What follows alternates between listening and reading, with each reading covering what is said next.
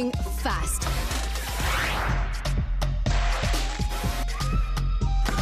And young people clearly have the solutions. The future belongs to you. The 77% every weekend on DW.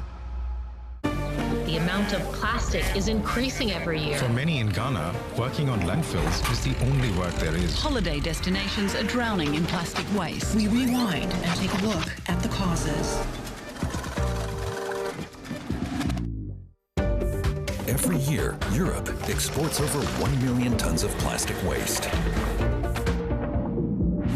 Is there another way?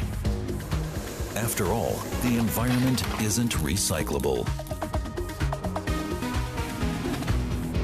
Make up your own mind.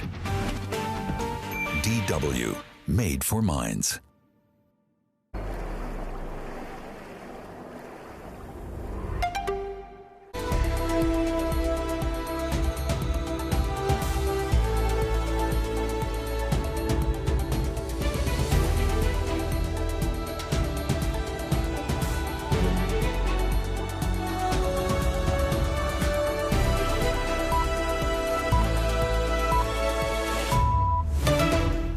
This is DW News live from Berlin, surviving Bucha.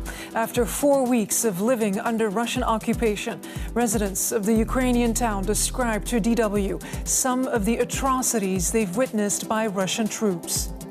Also coming up, prepare for the long haul. NATO chief Jens Stoltenberg warns of enduring tensions with Moscow and a protracted war in Ukraine as members of the Security Alliance meet in Brussels.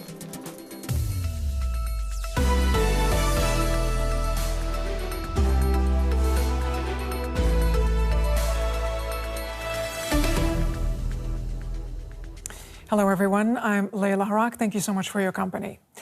Ukrainians are evacuating eastern regions. Government officials are warning leave immediately or risk death. The area is bracing for new Russian attacks. These images that we're about to show you are from Derachi, near Ukraine's second largest city, Kharkiv. People have been boarding buses with whatever they can. The city has already been hit by Russian artillery. Authorities expect a full-blown assault there, as well as a major offensive in the Donbass region. And the warnings come as more evidence emerges of atrocities by Russian troops as they've left occupied areas. DW's Alexander von Namen spoke with survivors in the town of Bucha, where Russian forces appear to have carried out a massacre on civilians. And our next report contains graphic images. On the road to Bucha, burnt-out tanks and car wrecks give a foreboding of the horrors this small town has lived through. In the center of Bucha, residents came together like every day, hoping for humanitarian help to arrive. Food is scarce here, they say. Many seem deeply traumatized. Volodymyr and his mother told me they saw their friends and neighbors detained and killed by Russian forces. They took him on March 7, and as it turned out, shot him dead a day later. We found his body only after they retreated. We found his body with his fingers broken and a shot to the head. People were buried in the backyards or in the forest. Here in Bucha, Russian soldiers stand accused of terrible war crimes. Witnesses speak of summary executions of civilians killed at will. The Ukrainian government is urging international experts to come to Bucha to investigate the allegations. They hope that what happened here will be a turning point in the international response to the war. At the other end of Bucha, forensic scientists arrived at this backyard to pick up the bodies of 6 civilians discovered there recently. Authorities say they were not killed by a bomb or missile, but shot dead and then set on fire. In a war, soldiers kill soldiers. They've been trained and are ready to die for their beliefs and ideals. But killing civilians? I've only seen that in movies. The Russian government dismissed the allegations as staged anti-Russian propaganda. But the evidence is mounting, even though a full investigation could take time. Time-consuming is also the clearing of mines and booby traps placed in the town, Ukrainians troops told us in Bucha. As you can see yourself, there are many different types of military hardware here that can explode and threaten the lives of civilians, so we're working on it. Bucha still has a long way to go before life can get anywhere near back to normal.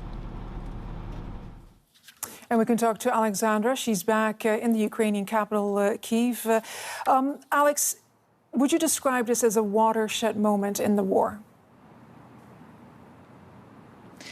Yes, that is at least what many here in Ukraine are hoping for. First and foremost, the Ukrainian president, who is calling on the world, on the international community, to open their eyes and to see what atrocities the Russian army has allegedly committed in Bucha and in other villages and towns. However, I have also spoken with many residents in Kiev, with military personnel, and they seem to be very skeptical. They told me that they are losing their faith in the international community, and they are losing their hope that the world will see what's going on here and respond accordingly. And you've had the opportunity to speak to survivors. What have they told you and shared with you about life under Russian occupation? Well, what really struck me that everyone I spoke with, that all of them had their own story of terror to tell. Many of them, of course, deeply traumatized. One woman told me that she was held in captivity by the Russian army for many hours, that she was beaten. One woman told me that her good friend, who was a very nice and very kind person, just walked out with his dog, and he never came back because he was shot by Russian forces, shot dead by Russian forces. And all of these stories, and you can just see, talking with those people, that they are still scared. They are still scared that the Russian forces could come back. And even for me, and I covered different crises in the world, it's really sometimes difficult to listen to those stories, but people want to get them out. They want the world to listen. As you know, Ukraine is now warning that the Russian military has probably committed worse atrocities elsewhere. What are you hearing?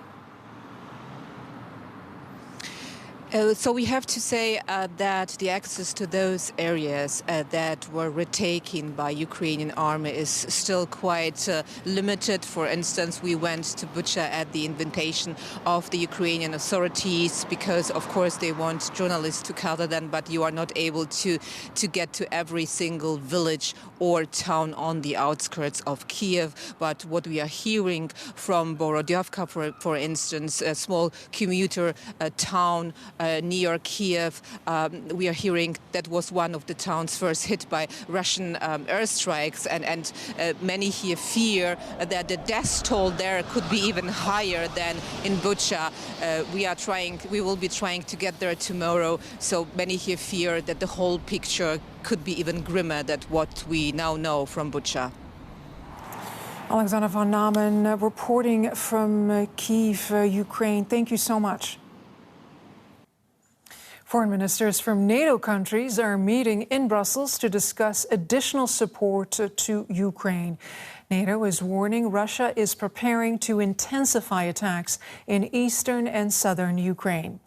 U.S. Secretary of State Antony Blinken and NATO Secretary General Jens Stoltenberg just spoke ahead of the meeting. Here's some of what Mr. Stoltenberg said earlier in the day about the need to put more pressure on Russia. We have seen no indication that President Putin has changed his ambition to control the whole of Ukraine and also to rewrite the international order. So we need to be prepared for a long haul. We need to support Ukraine, sustain our sanctions, and strengthen our defenses and our deterrence. Let's take you now to NATO headquarters where NATO foreign ministers are meeting. DW correspondent Terry Schultz is covering the meeting. Terry, what would a long-haul war mean for NATO? Layla, NATO Secretary General Jens Stoltenberg told allies that they needed to be prepared for months of war, possibly even years. And that means that these reinforcements of both troops and equipment that have been sent to the eastern flank are probably not going home anytime soon, if ever. He also warns them this means they're going to need to spend a lot more money on their militaries, possibly more than the 2% of GDP that NATO has called for up to this point. Now, obviously, everybody is still reeling from reports of atrocities in Bucha. Has that at all changed attitudes in NATO, at NATO? Certainly, it is making everyone even more aware of the brutality of this war. Leader after leader simply expressed their shock and their horror at what's being uncovered in Bucha, with the concern, as Alexandra said earlier, that it may get even worse. But, Layla, I have to say this is not going to change NATO's position that putting NATO boots on the ground inside Ukraine or NATO planes in the air would only lead to more death. I know that must be very hard for Ukrainians to understand as they continue to call for a no-fly zone to stop Russian planes from bombing them from the air. But this is not something that's going to change here at the alliance. So that's not going to change. But do we expect NATO to respond to Kyiv's demand for more lethal weapons? Ukrainian Foreign Minister Dmytro Kuleba is here in person to make that appeal to governments because NATO itself does not send weapons, but it is individual countries that support Ukraine. And we have just heard the United States announce millions more, $100 million more in support for Ukraine. Other NATO allies as well, sending equipment, defensive equipment, helping Ukraine in every way possible. And I wouldn't be surprised if we hear more announcements like this tomorrow, especially with the very persuasive Mr. Kuleba here telling them in person what's happening on the ground, reminding them that they need help there in Ukraine. DW correspondent Terry Schultz reporting from NATO headquarters in Brussels. Thank you very much, Terry. Meanwhile, European diplomats are struggling to approve new sanctions against Russia. EU negotiators still working out the details on a proposal to ban imports of coal from Russia. That proposal is part of a wider package of measures which would further restrict trade with Moscow. Sanctions need to be approved by all EU governments. And DW correspondent Barbara Wezel is in Strasbourg. I asked her why it's proving so difficult for the EU to reach consensus on banning Russian fossil fuels. The negotiations have hit the rocks. This should have been, according to the ideas and the proposals of the European Commission, the first step into restricting and finally eliminating energy exports from Russia. And so it happened during the talks of the ambassadors in Brussels that they couldn't get onto the same line because it was Germany that sort of stuck a stick into the spokes and talked about what if we eliminate coal now, what does this mean? Does this only concern current contract or contracts that are already running, or is this only for future contracts? That would make a big difference because those contracts about delivery for energy usually run for years. So if it would be for future contracts only, it would mean that Russia could keep on exporting coal for the time being. If it were of immediate effect, then all running contracts would have to be cut. The devil is in the detail, as you see here, Lila. And it's probably not unproblematic politically that it was Germany who raised the issue here because they have been really on the brakes, particularly with regard to energy imports during the last weeks when the sanctions were decided upon step by step. Baba Vasil there reporting earlier from Strasbourg. Well, meanwhile, here in Berlin, demonstrators have held a protest demanding urgent action to stop the war in Ukraine. Hundreds gathered outside the German parliament and lay down in memory of the thousands of people who have died in the war. Protesters called for an embargo on Russian energy imports, something Germany, as we heard Barbara report, has been reluctant to do due to its dependence on coal, oil and gas from Russia. Well, earlier today, German Chancellor Olaf Scholz spoke in Parliament about Russian atrocities in Ukraine, and he told lawmakers that Germany's goal was clear. It must be our goal that Russia does not win this war. That is what is behind the measures we are undertaking, with weapons deliveries, with financial and humanitarian assistance, taking in refugees, or the global sanctions measures that we have agreed worldwide. The latest pictures from Bucha have shaken us all deeply. Russian soldiers massacred Ukrainian civilians there, including children, women and the elderly, before retreating. The cynical assertion made by Russia that this was staged falls back on those who spread these lies. The murder of civilians is a war crime. Die Ermordung von Zivilisten ist ein Kriegsverbrechen. You're watching DW News live from Berlin. Doc Film is up next with a look at Ukraine as ground zero in a proxy war between East and West. I'll see you tomorrow.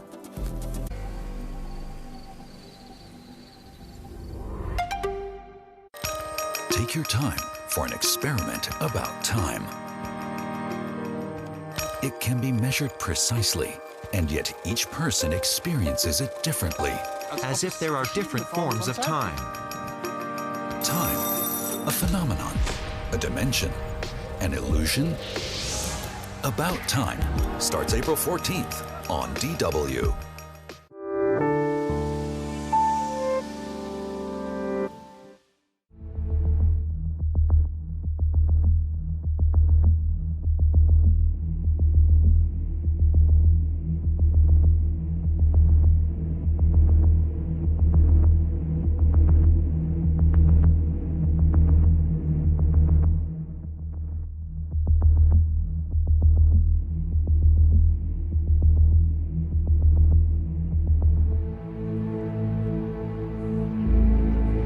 Spring 2021. More than 100,000 Russian troops had amassed along the Ukrainian border.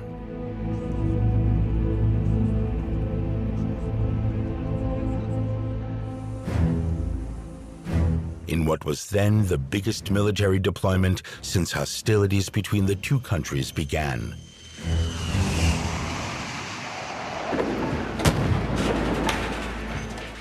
In eastern Ukraine's Donbas region, Ukrainian armed forces were fighting Russia-backed separatists who'd seized control using Russian weapons. From 2014 to 2021, fighting claimed the lives of over 14,000 people there. Infrastructure and livelihoods were destroyed.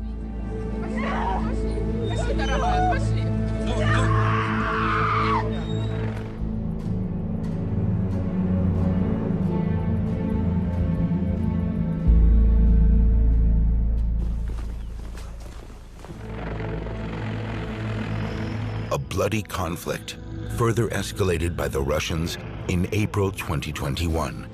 Ukraine's President Volodymyr Zelensky looked to the West for support. Germany and France sought to mediate. Eastern European countries were alarmed. The EU was divided. Some favored diplomacy. Others argued Russian President Vladimir Putin had little interest in talking.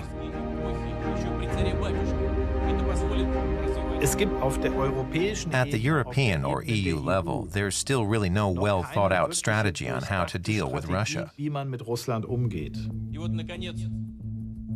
Some feared that Putin's goal in Ukraine was to reassert Russian power by undermining Western unity.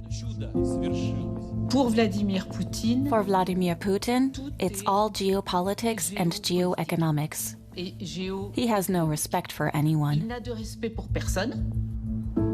Ukraine, once part of the Soviet Union, was vulnerable to Putin's revanchist ambitions. We must assume that President Putin won't keep his word, won't play by the rules, and will be willing to employ military force. We need to remember that Putin once said, if a fight is inevitable, you must strike first. That's something to keep in mind. Back then, it was clear that Russia's actions could have global implications. Russia's behavior towards Ukraine had already triggered a new Cold War, and Europe seemed powerless to stop it. In this film, we talk to international experts, people on the street, and Ukraine's president in a country on the brink of war.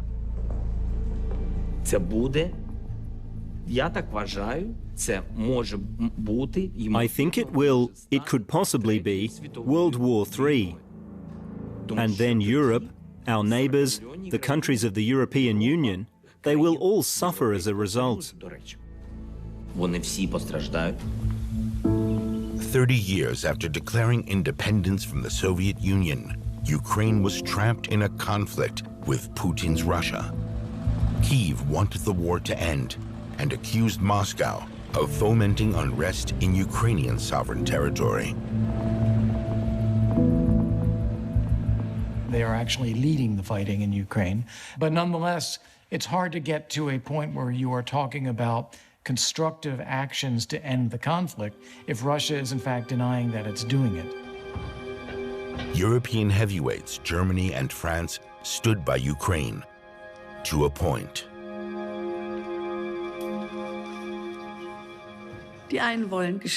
Some people want to do business with Russia. That group is very strong politically in Germany. The German Committee on Eastern European Economic Relations is extremely active. In addition, large parts of the German population feel a great resonance with and closeness to Russia, more so than to the USA. Und zwar stärker als zu den USA. Vladimir Putin wanted to reassert Russia's status as a global superpower and appeared determined to expand Russia's sphere of influence. If, let's say, Russia swallows Ukraine, it makes it a different Russia. And this is the Russian calculus. It needs to control covertly or overtly Ukraine in order to expose and project also European influence. Then, in the spring of 2021, Russian military maneuvers on the border with Ukraine raised concerns. Was Putin planning an attack?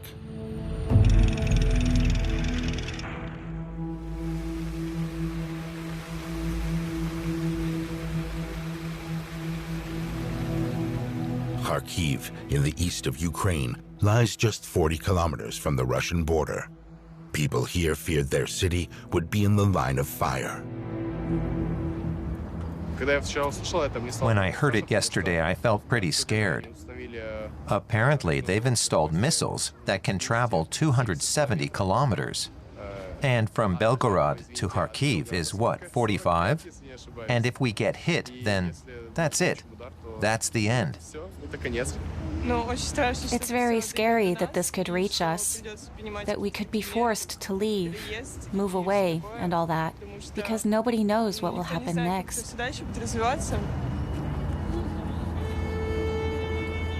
Following independence, some Ukrainians have leaned towards Western Europe, others towards Russia, a division that could still be seen in Kharkiv when we filmed there. Some ties with Russia, including family ties, remained strong at the time.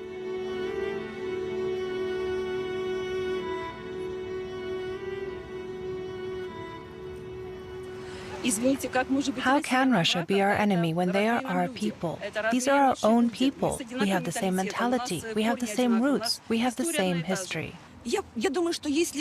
As long as there's Putin, there will be no war or hostilities. Everything will be fine as long as Putin leads Russia. And that's not just my opinion, but the opinion of my friends, too.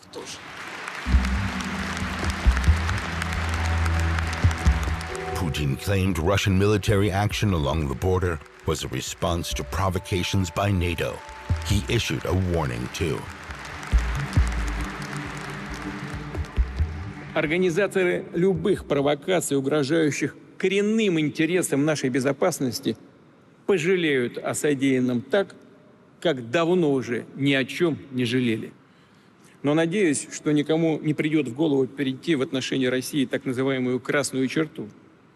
А где она будет проходить, это мы будем определять в каждом конкретном случае сами. Ukraine's President Volodymyr Zelensky addressed Putin directly with an offer to discuss the conflict. Господин Путин, я готов пойти еще дальше и предложить вам встретиться в любой точке украинского Донбасса, где идет война. Слава Украине! Putin declined Zelensky's invitation. He said Zelensky should discuss the conflict with the separatists in eastern Ukraine, not Moscow. A denial of Russia's involvement in the war. Now Putin was openly demonstrating Russia's military might right on Ukraine's border. We're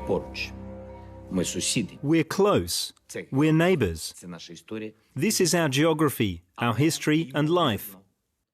But I can probably tell why this is happening.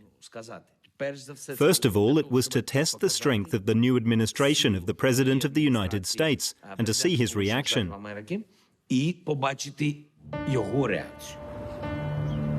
In mid-April, U.S. President Joe Biden reached out to his Russian counterpart and invited him to a summit. Biden wanted to talk face-to-face to dial down the bellicose rhetoric. Putin's military demonstration had gotten Biden's attention. I think Vladimir Putin does deserve credit for being one of the most strategic-minded and patient leaders in Europe right now. He knows what he wants to do. He's patient about it. He does it. And he exploits weaknesses, exploits division, exploits opportunities as they arise. Putin announced the end of military maneuvers and the withdrawal of troops. The immediate danger had been averted, but Ukrainian forces remained on alert. Observers reported Russian military hardware stayed in place.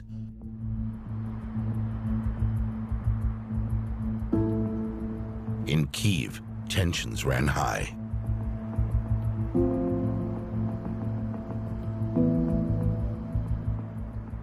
Russia is an aggressor, and it must be stated everywhere from every microphone. Everyone should know this. There's this feeling like the world is ruled by teenagers whose bodies are surging with hormones. It's such a nightmare. Volodymyr Zelensky was no ordinary president. Prior to his election, he spent years playing the Ukrainian president on TV. In the late 1990s, the Russian-speaking Zelensky studied law in his home city of Kryvyi Rih in central Ukraine. I didn't dream of becoming a lawyer or a serious prosecutor.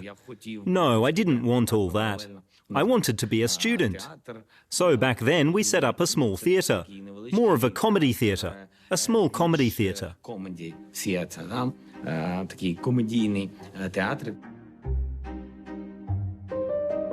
Zelensky left law behind when he graduated from college and made comedy his profession. By 2014, he was working on a new TV series, Servant of the People. In the satirical comedy, Zelensky played a history teacher who was unexpectedly elected president after promising to tackle corruption. The series made its debut in 2015 and was a huge hit. Завтра упадешь, не забудем. Проходим. Подбородок выше и сутулимся. Так, вот здесь стоп. Да. Замечательно. Улыбка. Подбородок выше. Еще выше. Еще. Ух ты. Люстра. Красивая. Впечатляет. Да. 8 миллионов евро. Да. Первый президент купил на аукционе. Мещанство. Ukrainians laughed in recognition as the show lampooned the country's corrupt politics, where oligarchs walk and money talks. Завтра будут гвардейцы. Улыбаемся. Идем ровно по мраморным ступенькам. Кстати, итальянские, древние. Да? По ним еще сама Мария Антуанетта поднималась. Куда? Да. На казнь. The series debuted at just the right time, a year before Ukraine's then-president Viktor Yanukovych had been forced from office, and the full extent of his wealth and embezzlement exposed. Да. У Обамы 6, кстати. Интересно. Любил символизм. Да, так. Ух ты. Птичка. Янукович. Работает. Идем дальше. И вот здесь стоп. The estate Yanukovych had built for himself became a TV set, the official residence of Zelensky's fictional president. Здесь гости, депутаты. Машем ручкой. Машем. Yeah, it's just a big wooden house, and it's weird and bizarre, but it's not surprising in terms of how lavish it is and how expensive it is, because, well, I think everybody pretty much knew how much money is being stolen and how it is used. The real-life story that led to Yanukovych's departure is dramatic. It marked a sea change in Ukraine's identity, as well as in its relationship with Putin's Russia, from one of relative harmony to hostility.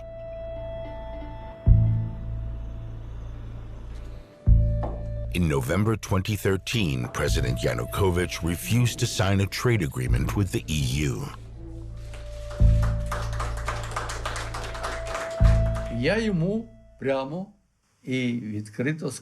I told him directly and openly, Viktor Fedorovich, you are making a big mistake. He replied that the Ukrainian government, after analyzing the pros and cons of such a course, had come to the conclusion that it was premature for us, premature for Ukraine, to take an active step towards Europe, and that we should remain in the orbit of the Soviet, not Soviet, but Russian system.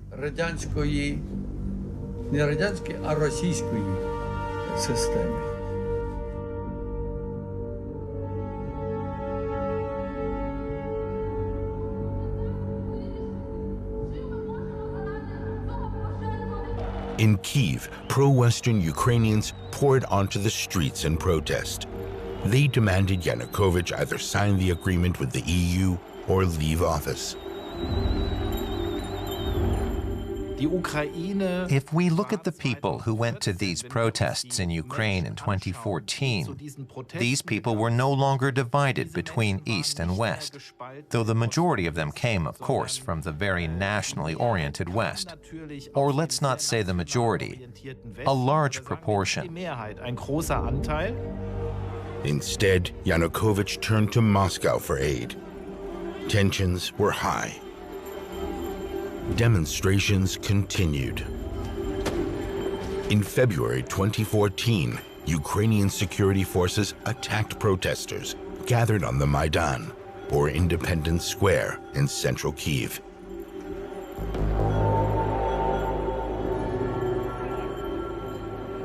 In total, more than 100 people were killed.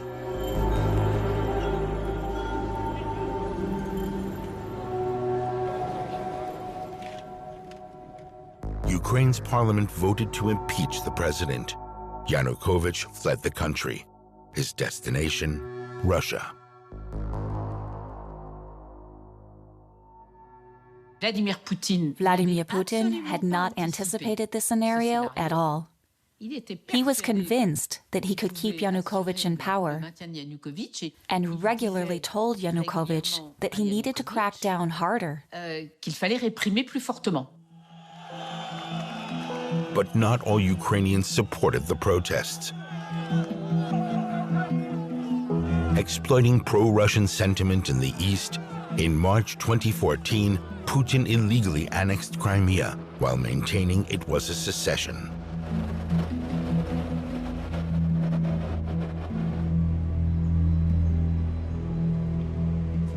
The annexation of the strategic Black Sea Peninsula quickly followed Sunday's hastily called referendum in which its residents overwhelmingly backed breaking from Ukraine and joining Russia.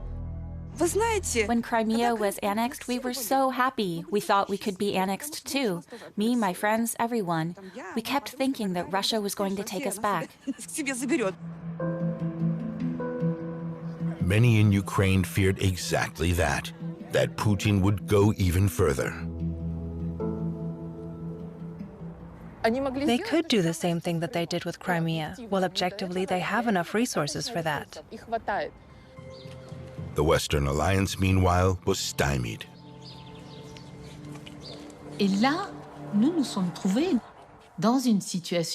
And there we found ourselves, in a completely new situation, where the Russian head of state had basically made choices for the great country of Ukraine and try to keep its president in place at any price. Putin then immediately proceeded not only to annex Crimea, but to absorb the whole province of Crimea, as well as the city of Sevastopol, which has a special status, and to make them both subjects of the Russian Federation. De Sébastopol, qui a un statut spécial, et d'en faire deux sujets de la Fédération russe. In response to Crimea's annexation, members of the G7 imposed harsh sanctions against Putin and Russia. Man hat ganz eindeutig nicht damit gerechnet, dass der Westen so Clearly, the Russians hadn't expected the West to react so unitedly and decisively. In Russia, leading representatives often asked me, why you, of all people?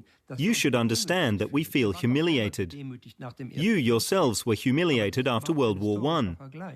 But that's not a good historical comparison. The comparison is, precisely a country with such a difficult history as Germany must stand up resolutely for the law to be upheld. That's why the message that had to be sent was, a red line has been reached here. In April 2014, tensions rose again. Fighting broke out between Russian-backed separatists and government forces in the industrial and largely Russian-speaking Donbas region in eastern Ukraine. Putin was accused of fueling the unrest.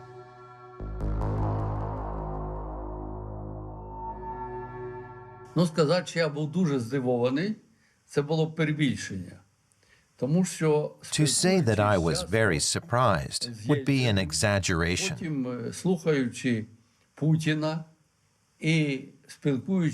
Because I knew one thing from talking to Yeltsin, listening to Putin, and speaking with many Russian officials. They kept saying, repeating to me, Ukraine has been, is, and will be part of Russia's strategic interests.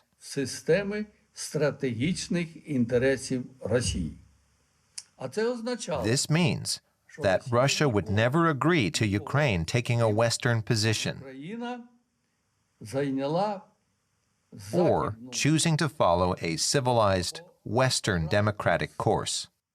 Цивілізованого західного демократичного процесу.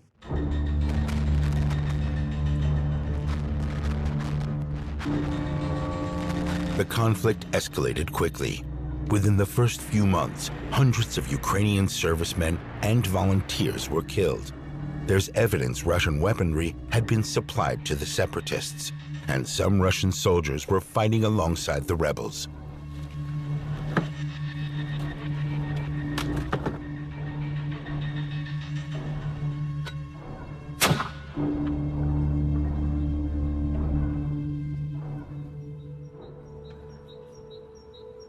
August 29th saw close to 400 fatalities, the highest number on any single day up to that point.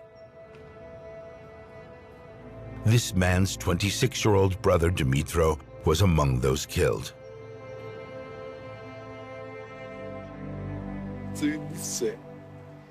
For me, he was everything. Why? We were a family of two, me and him. And now I'm alone here. I miss him. My heart bleeds because he's gone. He's gone. He's gone.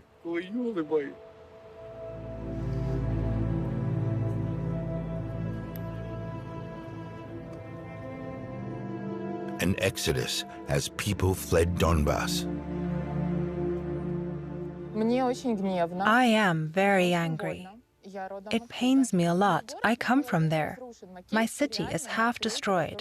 My Kievka, really 1/3 is in ruins. The school I went to for 9 years is half destroyed. The whole block where I grew up, I mean like houses, shot through, destroyed. And this is my Kievka, where there wasn't that much fighting.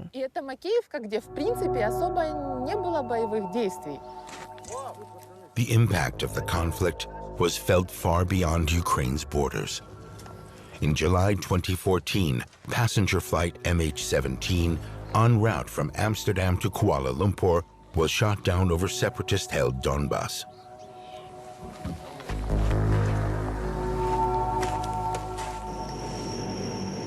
All 298 people on board died. Evidence emerged that the plane was hit by a Buk surface-to-air missile belonging to a Russian anti-aircraft missile brigade. Suddenly, the conflict was making international headlines. Russia was waging a covert war on European soil and killing EU citizens.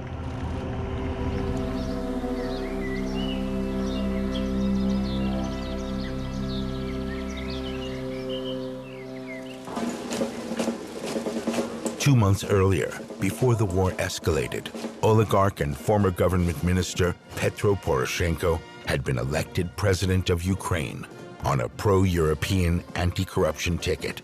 He'd pledged to return Crimea to Ukraine and end the war in Donbass. France and Germany initiated talks between Ukraine and Russia. In February 2015 in Belarus, the parties signed the Minsk II agreement. It sought to re-establish Ukraine's control over its border with Russia, but only after elections had been held in the disputed territories. It also required a change to the Ukrainian constitution that would grant special status to occupied Donbass. The agreement didn't name Russia as a party to the war, despite evidence to the contrary.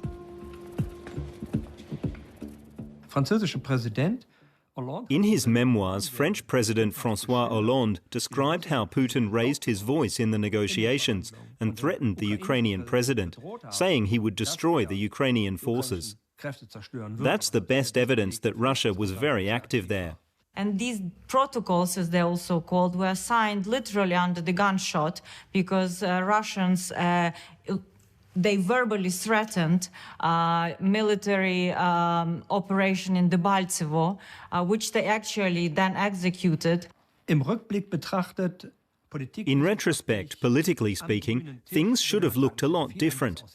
Russia should have been portrayed as the warring party, and Ukraine should have been allowed to make demands, among other things. When confronting Putin, Poroshenko looked weak, and his peace efforts failed. Minsk II was never fully implemented. Poroshenko's reforms were also called into question. Our assessment is that he did the things that he had to do that were the result of joint pressure from the civil society and from the international community. I don't think he was ever serious about really making, changing the system and enacting the anti-corruption infrastructure so that becomes a threat to him and his allies. That's the thing. As 2018 drew to a close, Ukraine's next presidential race began. Petro Poroshenko sought re-election.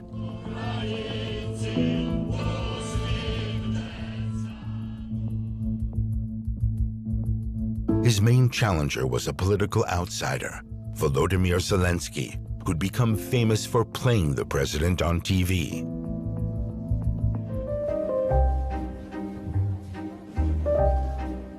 On the 21st of April 2019, Zelensky was elected with an outright majority. He won over 73% of the vote, compared to Poroshenko's 24%.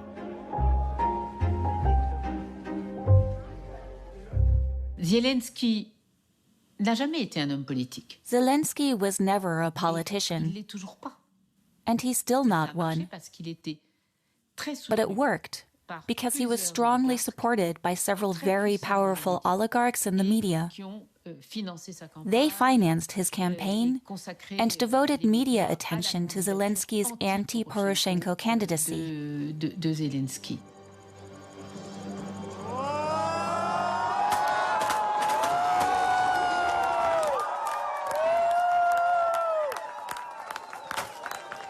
In a seeming paradox, Zelensky was elected, largely thanks to the oligarchs' backing. Yet his ordinary man, anti-corruption persona won over the voters. I voted for Zelensky. Here we no longer wanted Poroshenko. We didn't want what he had. I was expecting to see in Zelensky a liberal, even if he lacked conviction, a man for whom people's rights and freedoms mean something. Зробили це разом.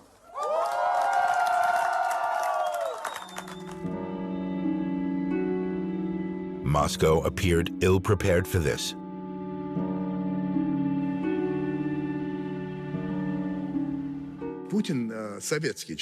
Putin is a Soviet man, after all. So is the rest of the Russian leadership.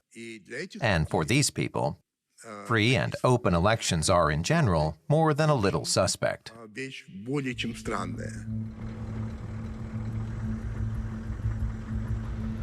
In his inaugural address, President Zelensky said his first priority was to bring peace to Donbass and end the war with Russia.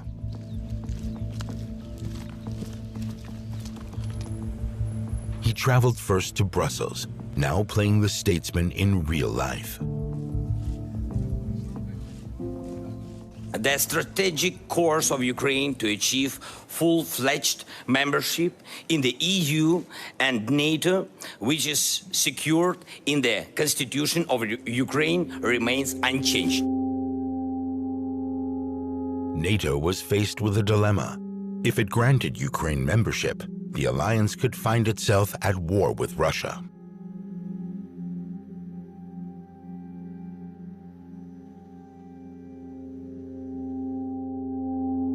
I'm eager to give new impetus to our engagement with the alliance. The ongoing armed Russian aggression remains a major challenge for Euro-Atlantic security.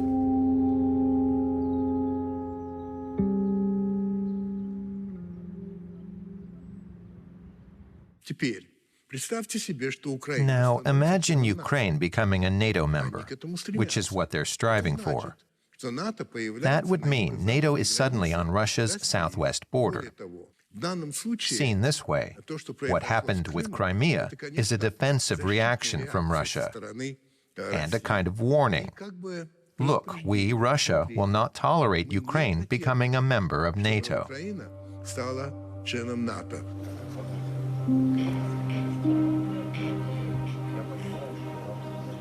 Back from Brussels, Zelensky reached out to Vladimir Putin on Facebook. А теперь хочу обратиться к президенту Российской Федерации Владимиру Путину. Надо поговорить? Надо. Давайте. Обсудим, чей Крым и кого там нет на Донбассе.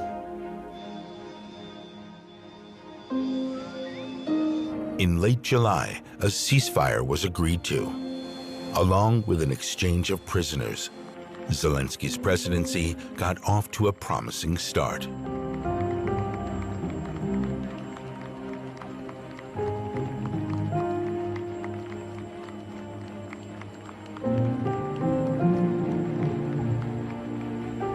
We have to begin all the steps publicly all the steps in Minsk process in Normandy. I hope that I just forgot to say about it to our journalists. I hope we'll have the nearest meeting in Normandy format, and we'll speak about it, and we'll speak all the steps during not the future, during the nearest future.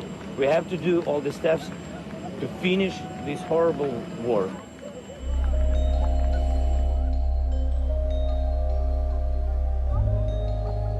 But Zelensky soon saw that Russia was holding fast to Donbas.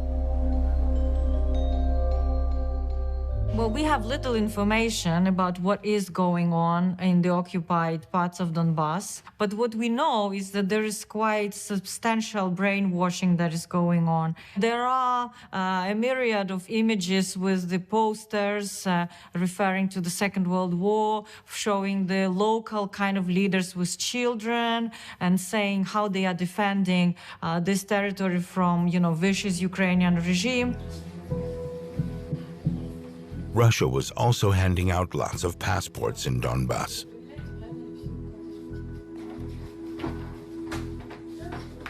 Звична практика Російської Федерації. It's a common practice of the Russian Federation to force people in occupied territories to take Russian passports, or to change the ethnic composition of the population, to colonize such enclaves with new Russians. Residents of the occupied Luhansk and Donetsk regions were often simply forced to obtain Russian passports.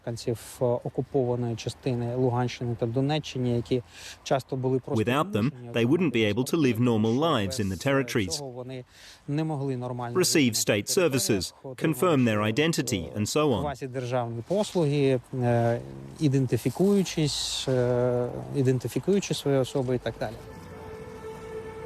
The signals coming from Germany and France were hard to read.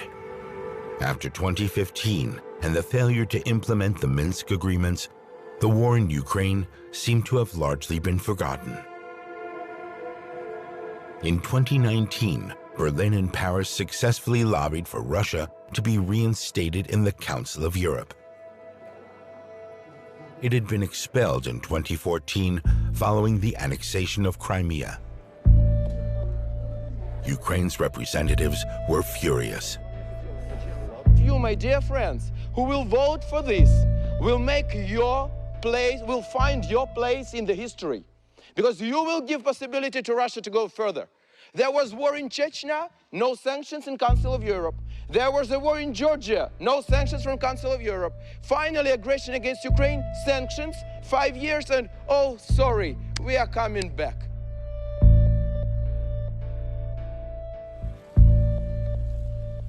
Then in August, French President Emmanuel Macron unexpectedly announced his own Russia reset policy. Le rêve de la France, France has long dreamed of being the power that maintains the balance in Europe between East and West. En Europe, entre l'Est et l'Ouest. So let's just say, in addition to other economic and politically important decisions being made by the new French president, in the context of French politics, for Macron, Putin was an important pawn on the chessboard. Que faisait le nouveau président Macron? Pour lui, Poutine était un pion important sur l'échiquier. But Eastern European nations expressed concern.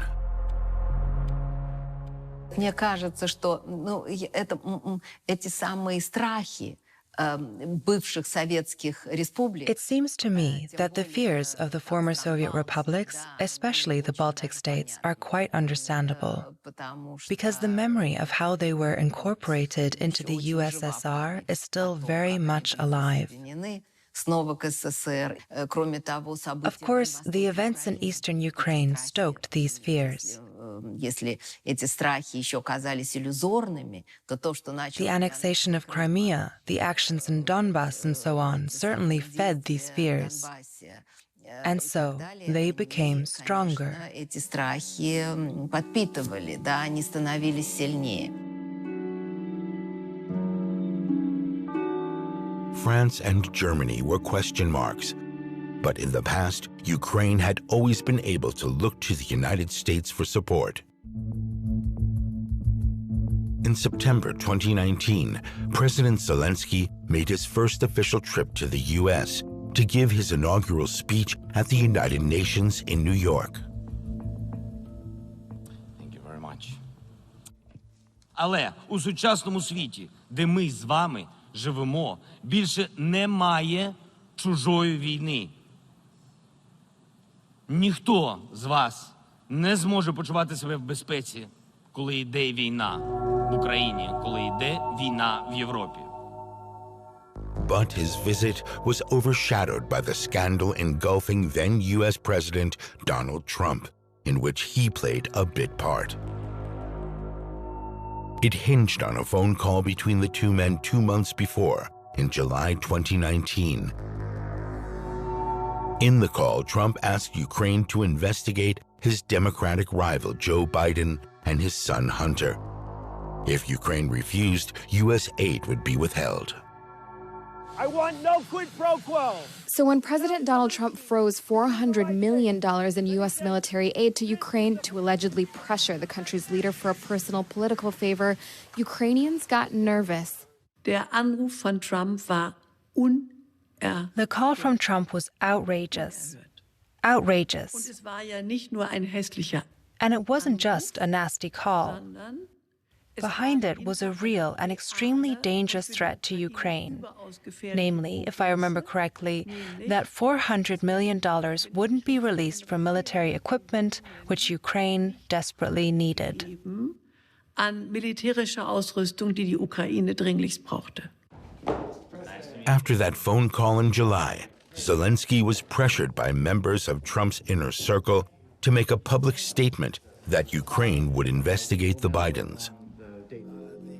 In September, the press began reporting on Trump's demand for an investigation in exchange for aid. Under mounting pressure, Trump released a rough transcript of his call with Zelensky.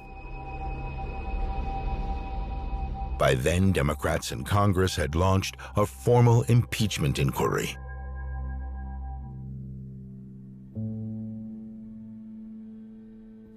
Trump's impeachment impacted Ukraine's relationship with the United States.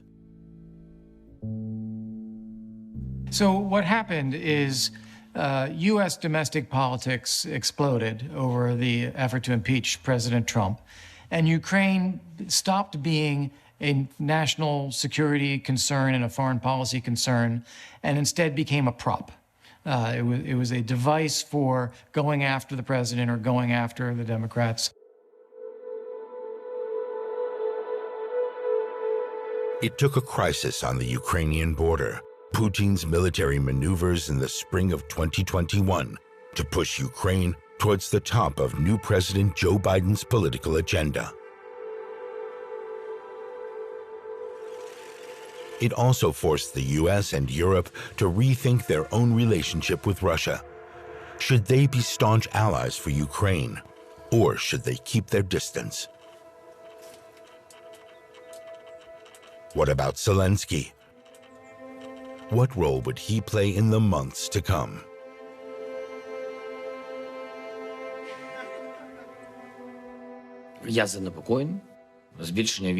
I'm worried. The troop numbers and equipment near our borders keep increasing. There's real concern. Since the beginning of 2014, since the start of the war in Donbass, since Russia's annexation of Crimea, there's been understandable concern. And it's that an escalation could occur at any time.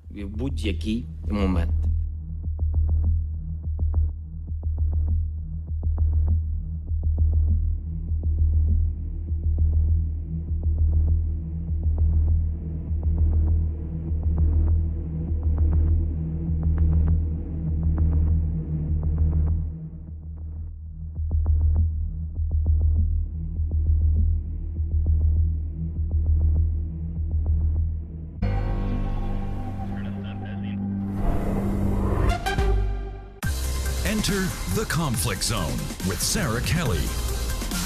The world has been confronted with horrific images of atrocities against civilians allegedly committed by Russian forces in Ukraine. We can find the courage and call it a genocide. How should Western allies respond? My guest on Conflict Zone is Lithuanian Foreign Minister Gabrielis Landsbergis. He joins me on the line. Conflict Zone. In 30 minutes on DW.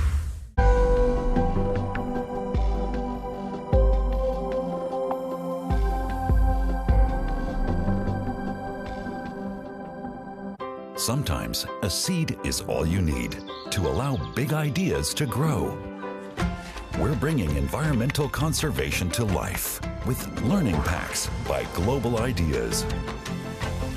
We will show you how climate change and environmental conservation is taking shape around the world and how we can all make a difference. Knowledge grows through sharing. Download it now for free.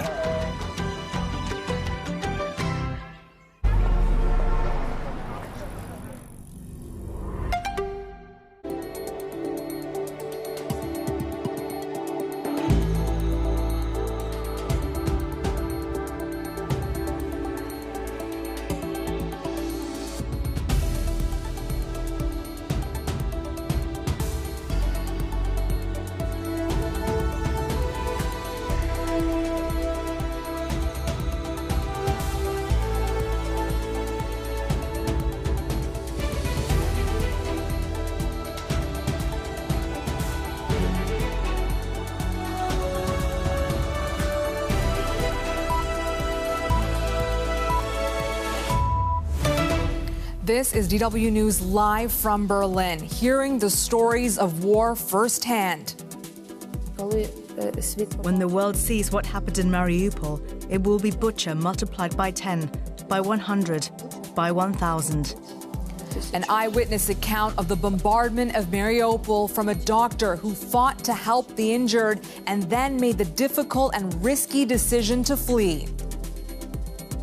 Prepare for the long haul. NATO chief Jens Stoltenberg warns of enduring tensions with Moscow and a protracted war in Ukraine as members of the security alliance meet in Brussels.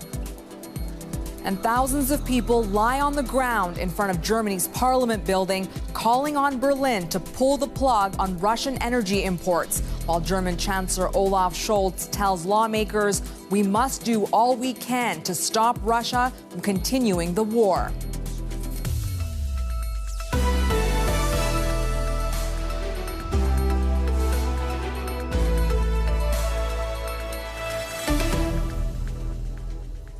I'm Abby Kordas, and welcome to the program. Leave while you can. That's the message from Ukrainian officials to people in eastern regions of the country. The area is bracing for a fresh Russian offensive as the Kremlin pulls forces from around the capital. These images you're about to see are from Derhachi, near Ukraine's second largest city of Kharkiv. People have been boarding buses with whatever they can carry. Russian artillery has already struck residential areas, and authorities expect a full-blown assault on Kharkiv as well as a major offensive in the Donbas region. Meanwhile, evidence is mounting of war crimes committed by Russian forces. Ukraine is warning that the apparent massacre of civilians in the town of Bucha is likely just the beginning, with more atrocities yet to be documented. DW's Rebecca Ritters has spoken to a doctor who escaped the besieged city of Mariupol. The port city has been under consistent attack for weeks. Through almost 4 weeks of war and the most unspeakable conditions, Anna, a neurologist, worked and lived in the Mariupol City Hospital. Now in the relative safety of Lviv, she tells me of her ordeal. During the heaviest bombardments, we had around 50 patients an hour arriving a day. The hospital was so overcrowded and the windows, doors and roof were all destroyed. Not long after, it got even worse. The Russians cut the water supply. We would gather snow, rainwater, use the water from inside the boilers and disinfect it. So many patients were dying, she tells me, they were forced to put the corpses outside in bags. The worst thing was when the relatives would come to look for their loved ones. They had to open all the bags. The bitter cold, their saving grace, as it prevented the worst of the stench. What I saw, I think that even the most perverted minds wouldn't be able to imagine. The night of the 20th of March, I named this night the genocide. This was the night when the bombings just wouldn't stop. Every time we heard a bomb coming, I was lying and thinking I would cover my head like that and think this one will be the one that gets us. A moment comes, and it's hard to comprehend. A moment when you want it all to be over. In a good way, that you survive, or in a bad way, and you die. And you don't care how you die, just as long as it's all over. And soon it would be. She and a few of her colleagues took their chance to escape. We were driving, and then in the distance we saw our flag, our blue and yellow flag and Ukrainian troops. One of them gave me a hug, and it's weird, but I asked him, "Can I be a Ukrainian here? Is it safe?" And he said, "Yes, you're at home."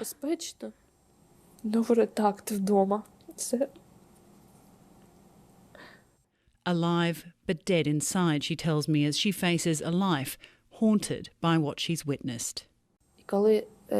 When the world sees what happened in Mariupol, it will be Bucha multiplied by 10, by 100, by 1,000.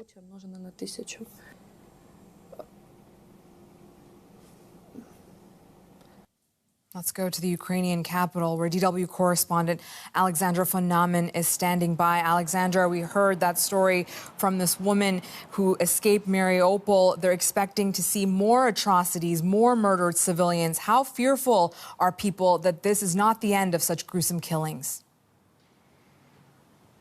Well, the longer Russia's war on Ukraine continues, the more fearful people here are that there will be more gruesome crimes to be revealed, more mass graves, more civilians killed at will, more deliberate shelling of civilian infrastructure. And we just can take the city of Mariupol, this one so beautiful port city in the eastern part of Ukraine that has been under almost constant shelling from the beginning of the war, with tens of thousands of people still trapped there with no access to electricity or water, and we don't even know how many people are dead lying under the rubble of the shelled buildings there.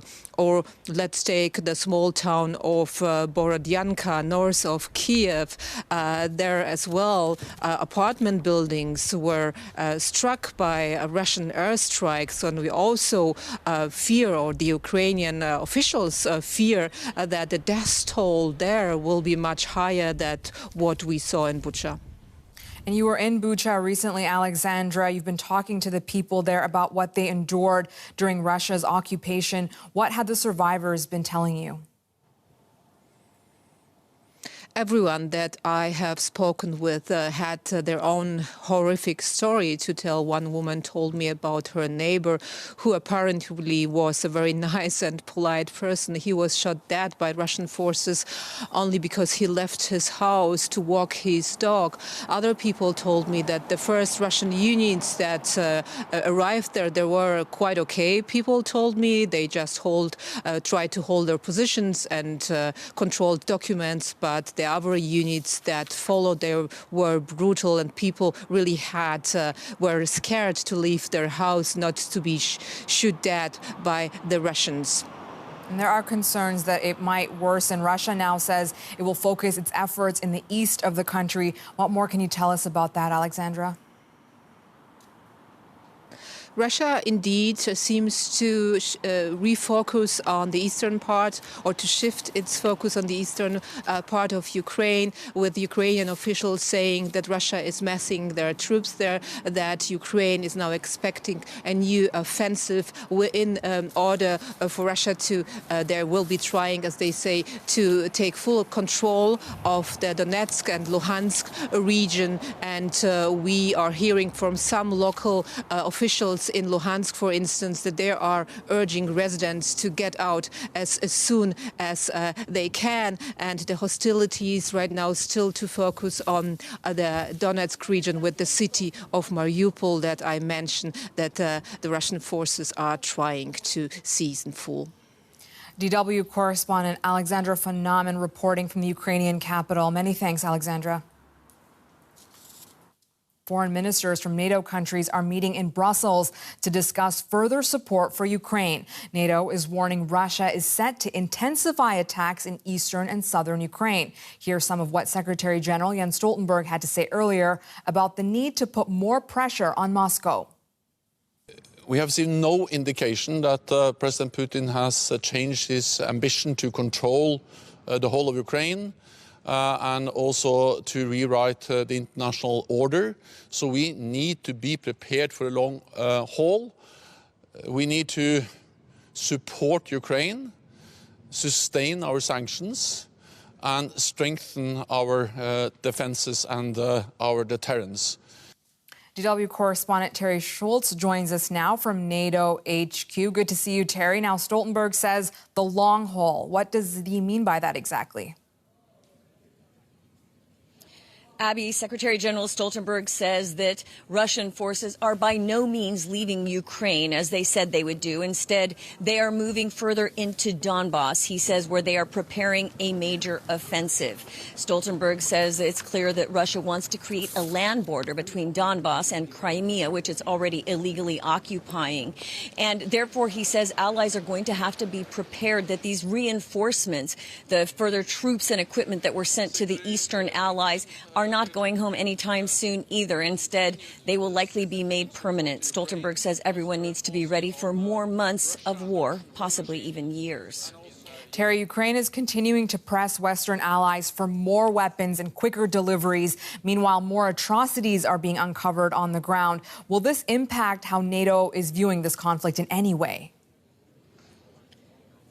Well, we're certainly hearing leaders express their shock and horror at what's being uncovered on the ground there in Ukraine, which our colleagues have expressed so forcefully as well. But that doesn't mean that NATO is going to change its positions on things like moving NATO troops into Ukraine or establishing a no-fly zone. As much as Ukrainians would like that to be the case, and Ukrainian Foreign Minister Dmytro Kuleba will be here in person tomorrow to press that personally, NATO simply feels that this would increase the death and suffering and not prevent any of it, because that would bring NATO and Russia into direct conflict. So those things are not going to change, as sad as that is for Ukrainians. So what more can NATO do without risking direct military conflict with Russia then? As Dmytro Kuleba will ask his counterparts tomorrow, more weapons, quicker, as you mentioned earlier. He will also ask for more money for Ukraine to buy its own weapons, and also for the country to help rebuild after this absolute destruction. At the same time, I think that there's also going to be a lot of pressure on the other side of town, on the European Union side, where they're discussing sanctions. That's how you really hit Moscow in the wallet, and many people feel that's the best way to make the Kremlin convinced that it needs to pull out of Ukraine. So what you'll be hearing from NATO allies tomorrow is more strong words, telling Russia that it cannot step 1 foot into NATO territory. At the same time, they will be saying they will be giving more support to Ukraine. And that's really all you're going to be able to expect from NATO, as, again, as I said, they are not going to move personally NATO troops or airplanes into Ukraine. DW correspondent Terry Schultz reporting from NATO HQ. Thank you, Terry. From Brussels to Berlin now, where Raphael Loss joins us. He's a research fellow at the European Council on Foreign Relations. Thank you for taking the time to speak with us, Raphael. Let's start now with the images we're seeing out of Bucha. People in civilian clothing, hands tied behind their backs, shot at close range, bodies lining the street. Russia expected a quick victory in Ukraine. They thought it would take 3 days to take the capital. We're about to enter the 7th week. Is killing and terrorizing civilians their main tactic now? I mean, those pictures are horrendous, but really they shouldn't surprise us. It's been long part of Russian military strategy to target civilians. We've seen this in Ukraine since 2014 when they first annexed Crimea and invaded the Donbas region. We've seen it in Syria where they even used chemical weapons. But nonetheless, I think it's the logical consequence when you read what Vladimir Putin has written about Ukraine as a nation that he denies even exists, really, and the goals that he's outlined in various speeches beginning late last year. Every time we think it can't get any worse, it gets worse.